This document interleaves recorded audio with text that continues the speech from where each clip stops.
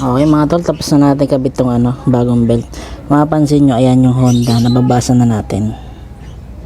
Yung unang boss ko ng panggilid yung mga tol, nandun nakaharap ang Honda sa kabila. Pero as per mechanic, nagtanong din ako dapat daw nakaharap sa atin yung Honda na babasa natin. Kailangan hanapin muna natin yung top dead center nya. Ayan, ikutin lang natin to. Mapapansin nyo yung malambot na siya. Kahit saan kamay kaya nyo galawin. Yan yung top dead center nya. Saka natin siya ngayon i-TTDC. Butas dito sa katong minark ko rito sa likod nya ng pulley. Okay mga tol, 59 Newton meter dito sa pulley nut. Ayun. Sa bell nut mga tol, 49 Newton meter. Ayan.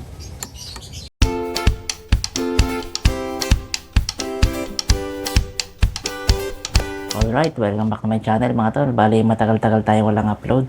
Ang huling upload pa natin yung nag-rides ako sa Pangasinan. Nakita nyo naman siguro yun. Check nyo na lang kung hindi nyo pa napapanood. Ngayon, meron na naman tayong another basic maintenance. Yun na naman yung maituturo ko sa inyo dahil yun na din yung kaalaman ko para ma-maintain ko yung unit ko. Ayan, bali, magpapalit tayo ngayon ng belts ng ADB 160. Ayan, nabili ko to mismo sa sa may kasa ng dito malapit sa amin sa Honda mismo. Nagkakahalaga siya ng 755 pesos. Bali, pwede ko rin ilagay yung link kung saan kayo pwede bumili. Kung malalayo yung lugar sa inyo ng kasa, mag-order na lang kayo online. Then, tuturo ko rin sa inyo yung itong grasang gagamitin ko. Papakita ko rin sa inyo. Tapos lalagay ko na rin yung link nito para pwede kayong bumili kung sakali. Bali, subok na to, marami na nakatesting ng mga kapwa nating rider na talagang tumatagal siya at hindi agad nangingitim yung kulay ng grasa. Talagang effective siya. Ayan, pakita ko sa inyo. Ayan, bali makikita nyo, ito yung dry belt ng Honda ADB 160. Okay, tanggalin natin.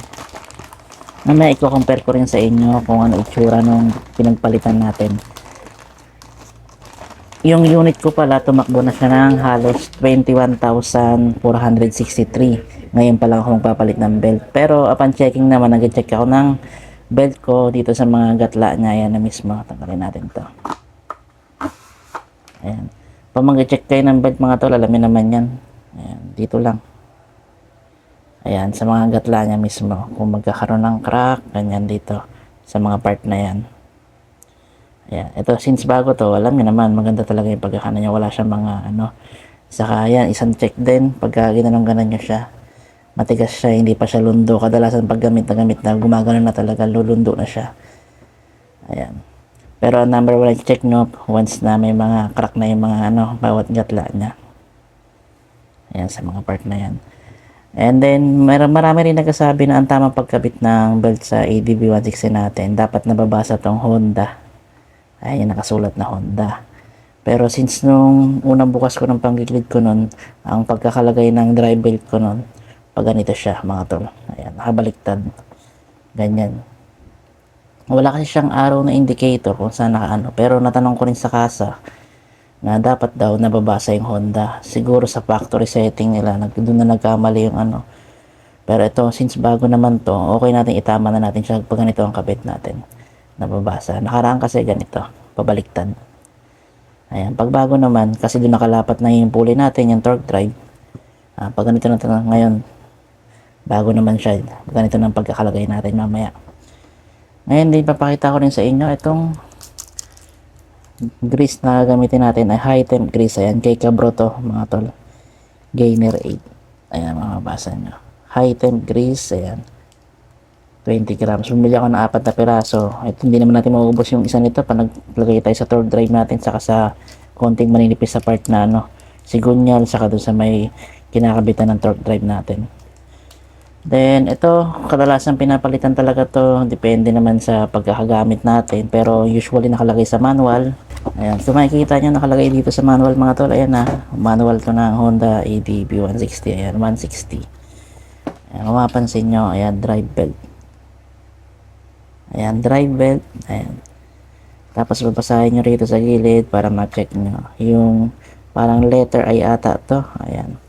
Kung makikita nyo, ayan. Inspect, clean, adjust, lubricate, or replace if necessary. Ayan. Pero pag R nakalagay, ayan, replace na. Pag C, clean lang. Ayan, makikita nyo naman ito tulad nito sa engine oil strainer. Ayan, 12,000 kilometer, kailangan ma-clean siya. Tapos next 24, clean din. Depende sa inyo kung ano. Pero kadalasan minsan every other change oil naglilinis ako ng ano, strainer ng ano, engine oil. Tapos itong drive belt, ayan nakalagay naman dito, letter I siya sa 12,000. I-check natin siya.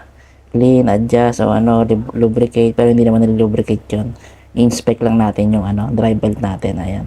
Tapos pagtungtong ng 24K, 24,000, ayan, replace na. Since nasa 21,463 pa lang yung ADV ko, ay magpapalit na ako kasi napansin ko may mga crack na yung part niya rito, mga tol. Sa bawat gatla niya, may mga crack-crack pa siya rito. May papakita ko sa inyo pagkabaklas ko. Then papakita ko na rin sa inyo yung pagkakabit. Sa mga hindi pa nakapanood ng ano, vlog ko sa paglinis ko ng unang panggilid, yan makikita niya. Pwede ko na may lagay link din doon para ma-check nyo ng ano, diretso. Ayun. Bali, tara, samahan nyo ako. Kabit natin tong belt na to. Alright mga tol, natapos na natin linisin tong panggilid. Ayan yung mga parts niya. Ayan, sa torque drive. Ayan. Tapos yung belt niya. Ayan, malinis na yan mga tol. Solid na pagkakalinis niyan. Ito lang kinaganda pagka ikaw mismo naglilinis, talagang mapupulido mo yung paglilinis. Ayan. Bali, assemble na natin itong torque drive saka itong sa ano, clutch assembly niya. Buuin na natin para masalpak na rin natin yung bagong belt. Alright, let's go. Bali, buuin natin itong ano, clutch assembly. Gagamitan natin siya ng ano ito. Yung high temp grease, yung kay Cabro. Yan. Check natin.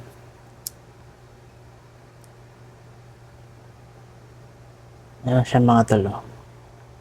Grabe, sobrang siya. Sobrang ano, sticky niya. Talagang napakalagkit.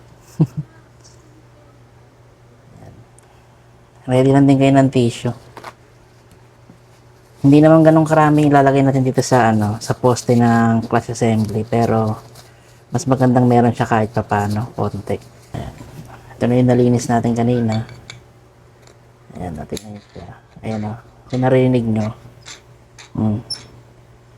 may ano, may naninigip talaga siya. Pag nilihan naman kasi natin, magkakaroon siya ng kalog pagka nasobrahan sa bawas yung ano. Konting liha lang, okay. Pero mas maganda apply natin siya ng konting lubricant para mas madulas siya, mas swabe. Kahit konti lang naman galaw nito, ganyan lang naman galaw niya ng mga tol. Gumaganon-ganon lang siya, naglalaro-laro lang. Mas okay pa din yung walang pumipigil para iwas dragging tayo sa panggilid natin. Ayan o, maganit siya. Blue yung ano niya, yung grasa niya, konting-konti lang. Tapos pwede rin natin siya lagyan ng konting gear oil. Talagang ano lang natin siya, parang i-activate mo lang yung grasa niya na basa siya. Hindi siya agad matutuyo. Yan, konting hapyaw lang na ganyan. Parang ano lang siya. Para lang siyang nilotionan. Mismong manipis na manipis lang.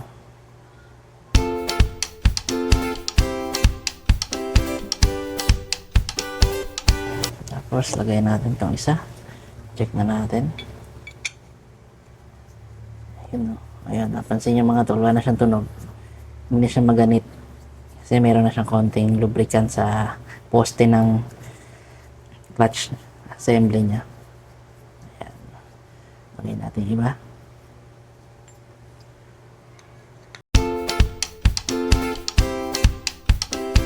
Ito mga tol, tong clutch damper niya, pwede rin yun siyang lagyan ng manipis na grasa mamaya. Kung gusto nyo, pwede nyo ilagyan, pwedeng hindi na rin. Kasi hindi naman kailangan sobrang dulas to dahil ito rin yung pumipigil sa ano. Ito swak naman na siya. Oh. Ito lang talaga magiging problema natin yan pag naninikit tong sa clutch assembly niya, yung pinaka-poste niya. Bali, ilagyan natin siya ng konting ano, para mas swabe. Konting gear oil. Ayan. Patakan natin siya ng konting-konti lang. Ayan o, napatakan natin siya ng kapiranggot. Ayan. Paikot mo lang, tapos yung sobra, excess niya sa kabila. Ayan. Hindi kailangan marami mga tol. Lulubricant na natin siya. Yung talagang swabe lang siya. Konting-konti lang. Ayan. Yung konting patak na yun. Ayan, sakto na siya sa 3. Ayan. Para yung grasa, hindi siya agad manunuyo. Kumbaga parang activated siya dahil yun. Mas lumambot siya dahil may halo siyang konting gear oil na. Tapos apply na natin to. Mas swabe na yung mga tol. Ayan o. Oh. Diba?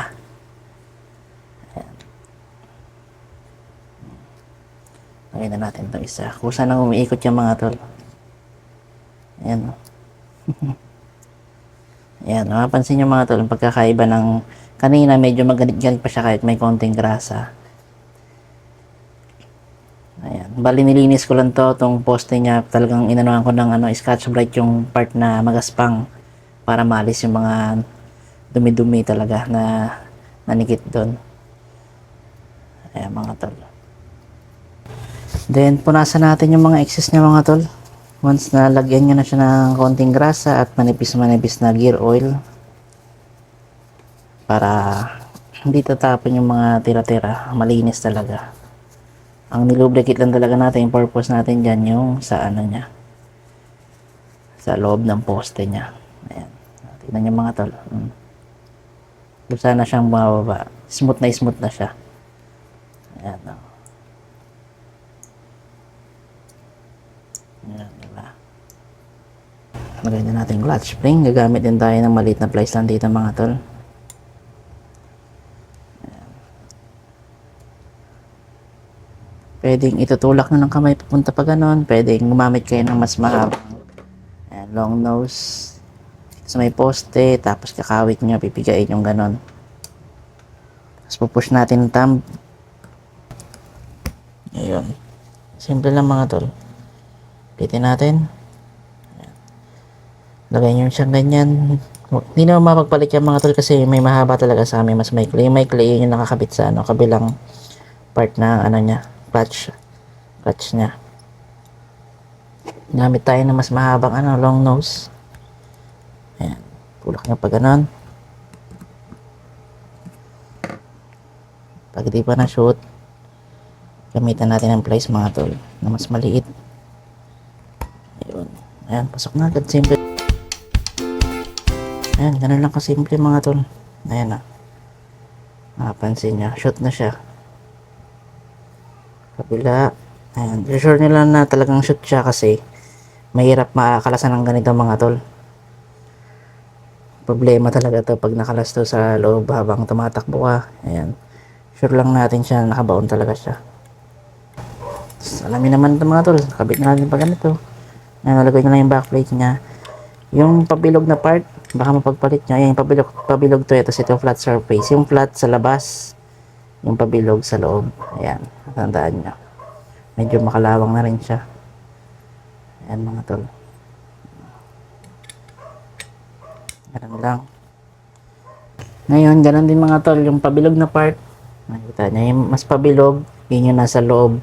Yung flat, nasa labas. Ayan, ganyan siya.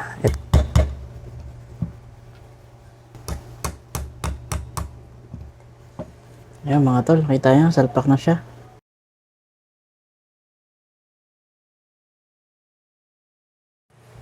Ito mga tol, mapapansin nyo, ayan, napakalinis na ng loob niya. Ginamit ko lang panlinis ngayon mga tol, Joyce, saka yung powder na sabon. Ayan. Sa mga nagsasabi mga ngalawang tong part ng bearing na to, totoo naman yung mga ngalawang tol dahil tubig yun. Pero mga ngalawang talaga once na hindi nyo siya tinuyo talaga. Ito kasi pinunasan ko na ng basahan, tapos pinunasan ko pa ng tissue sa loob. Ayan, mapansin nyo, talagang malinis na yung loob niya. Wala talaga siyang natirang excess na grasa yung mga unang nakabit. Ayan. Ipapalit kasi tayo ng grasa ngayon, gagamitin natin tong kay Cabro. Ayan mga tol, Cabro Gainer 8. Ayan, yan ang gamit natin ngayon ng grasa mga tol. Marami na kasi nakikita okay na okay itong grasa na to. Talagang sticky siya na yan, blue. Yan gagamitin natin ngayon ng mga tol, ng grasa.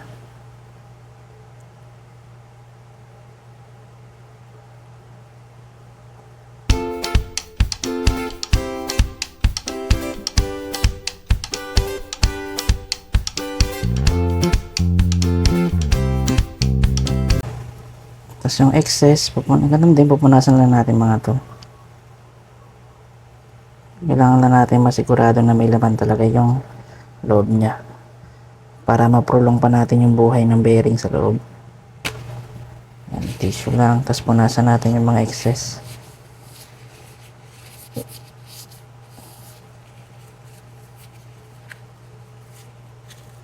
Yan, basta ito.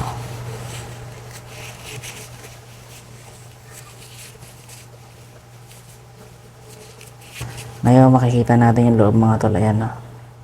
May grasa na talaga siya. Diba? Buo na. Pati yung loob dun sa kabila. Yun. Kakalat naman yung mga tol once sa umiikot na. Ayan. Tapos wag niyong kakalimutan yung pin. 3 pin niya mga tol. Tapatan natin sa butas. Ayan. Ang tamang paglagay ng grasa dito mga tol, yung mismong kanal niya, yan lang ang pupunuin natin. 3 yan.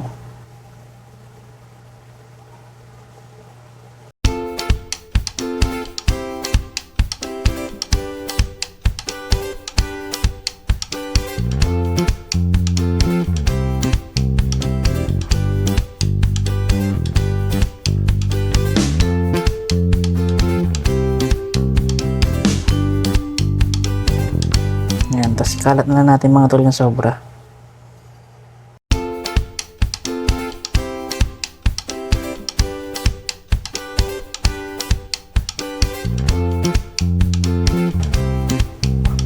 Ayan, tapos balik na natin yung takip niya mismo. Lagay na natin itong takip niya. Ayan. Paikot lang din, sabayan nyo lang.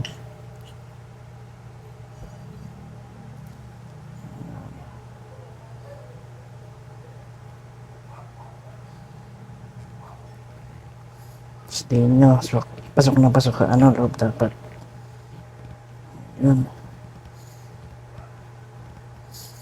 Yun, okay na yung mga tol.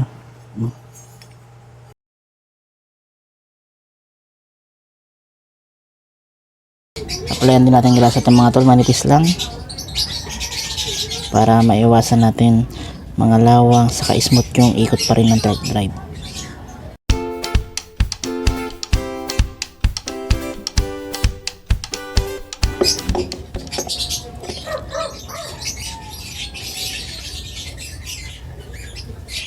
Applyan din natin yung manipis ng mga tol.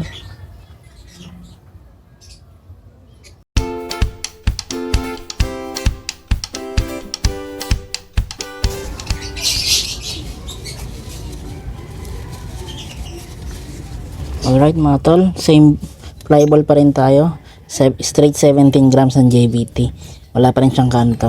Okay pa rin. Ayan. Lagyan pa rin natin na manipis tong bushing ng grasa.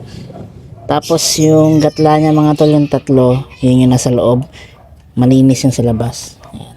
Para din yung pagpalit. Ito yung 3, yung may guhit na 3 na yan. Ayan mga tol.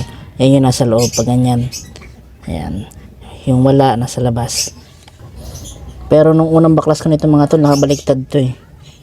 Itong may mga gatla niya, yun yung nasa labas. Baliktad ko na lang, naglinis ako nakaraan. Ngayon, tatama na rin natin uli. So mga tol, manipis lang na grasa sa bushing.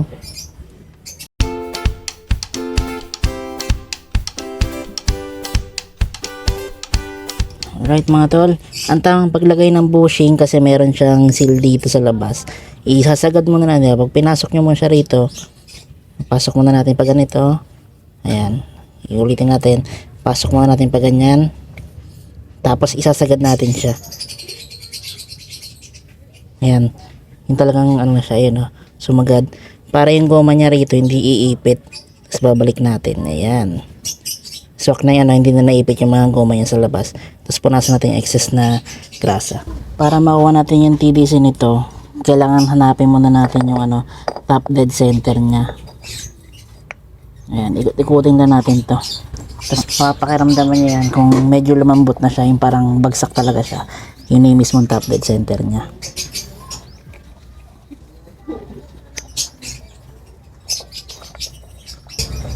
Siguro mga 3 yun, ito na. Pangalawa lang mga tol. Mapansin nyo yung malambot na siya. Kahit saan kamay kaya nyo galawin. Oh. Yan yung top dead center niya. Saka natin siya ngayon ititidisi. Tapat natin itong butas sa ano. Ayan. Butas dito, saka itong minart ko rito sa likod niya. Ng pulley. Ayan. Alright, tapos lulubugin natin ganito yung belt mga tol. Sagad na sagad siya. Ayan. Kailangan maluwag siya mamaya.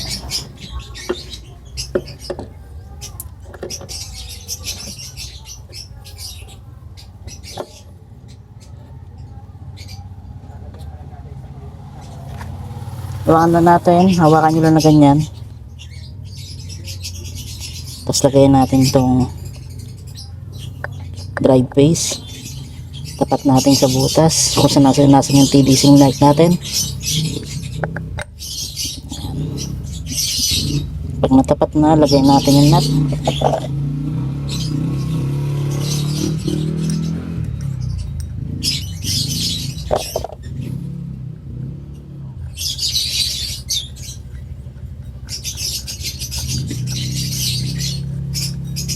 Maintain nyo lang na hawak na tong belt mga tol. Kailangan maluwag siya sa ano, pulley. Hindi pa dapat hapit yung belt. Tapos barilin natin konti. Higpitan natin.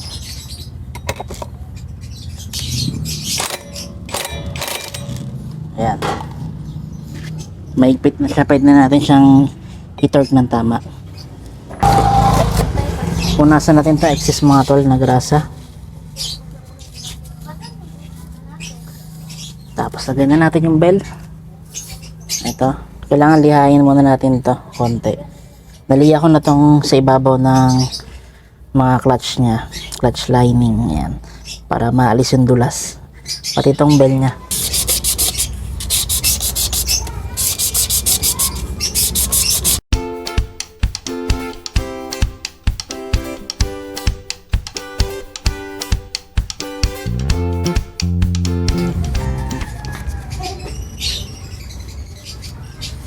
Alisin na natin yung grasa. Salpak na natin yung bell. Ayan. Tapos yung washer.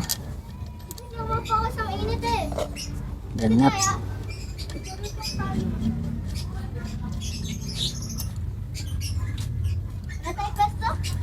Tapos igpitan natin konti mga tol. Ayan. Okay mga tol, 59 Newton meter dito sa pulley nut. Ayun. Sa bell nut mga tol, 49 Newton meter. 49 Newton meter na yung mga tol. Right. Okay mga tol, tapos na natin kabit tong ano, bagong belt. Mapapansin nyo, ayan yung Honda, nababasa na natin. Yung unang box ko sila ng panggilid yung mga tol, nandun nakaharap ang Honda sa kabila. Pero as per mechanic, nagtanong din ako dapat daw nakaharap sa atin yung ano, Honda, nababasa natin. Para tama yung pagkakalagay. Pero dahil bago to, ayan, pwede natin siya ilipat para lalapat na ulit siya rito sa pulley saka sa drive, sa torque drive natin. Bali, papakita ko sa inyo yung ano, lumang belt yung pinagpalitan natin kanina. Ito yun. Nagamit natin to sa loob ng 21,463 kilometers. Yung last time na naglinis ako, chinek ko naman tong belt na to. Wala pa siya gaanong bitak kaya hindi pa ako nagpalit nun. Siguro around mga 15,000 hindi pa ako nagpalit nun yung huling linis ko nun. Tapos ngayon lang, syempre nasa 21,000 na. Malapit na siya mag 24. Bali, chinek ko na uli. Kaya ayun, napansin ko na talagang bitak-bitak na siya, kaya kailangan na natin palitan. Ito yung sinasabi kong bitak mga tol, ayan o. Kita nyo, ayan, lahat ng part na yan meron na. Ayan. Lahat yan mga tol, pagapang yan. Lahat ng bawat gatla nya. Ayan, kaya bali kung maglilinis kayo ng panggilid nyo, i-check nyo rin lagi itong belt nyo kung palitin na. Depende rin kasi minsan hindi na inaabot yung periodic maintenance na doon kung kailan na dapat siyang palitan. Kung daily use talaga yung motor nyo, ayan, mas mabilis siya talaga magbitak-bitak. Nangyayari talaga yung mga part na ganyan. Ayan na. Right mga tol, ayan, makikita nyo. 21,464 km. Ayan, nagpalit tayo ng ano, ng drive belt o yung belt mismo ng panggilid natin. Kita nyo naman yun na luma-luma na marami na talagang bitak. Pero na-check ko naman yung hulinis ko ng panggilid nun, kaya talagang pinush na siya mapalitan ngayon. Nakalagay naman sa manual ng ABB natin, 24,000 dapat magpalit na tayo ng belt natin. Alright, maraming salamat ulit sa panonood mga tol.